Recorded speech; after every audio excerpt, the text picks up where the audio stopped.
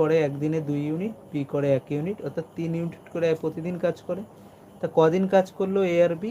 3 দিন কাজ করেছে, এক এক দিন কত 3 ইউনিট করে, তা 3 দিনে কত ইউনিট কাজ করবে? 3 তিরিক্ষা 9 ইউনিট কাজ করবে, 9 ইউনিট কাজ করে ফেলবে। এবার বাকি কত ইউনিট কাজ আছে? তুমি কি বলবে বাকি কতটা আছে? টোটাল 12, 12 থেকে 9 ইউনিট অলরেডি করে ফেলেছে, তাহলে বাকি আছে কত? 12 মাইনাস 9, অর্থাৎ 3 ইউনিট কাজ আমাদের বাকি আছে। এখন কি করলো? এখন এ কাজটি ছেড়ে চলে গেল, এখন কে রয়েছে? বি বাকি কাজটা করবে।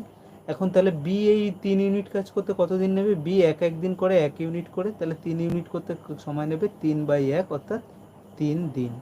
কতদিন সময় নেবে? 3 দিন।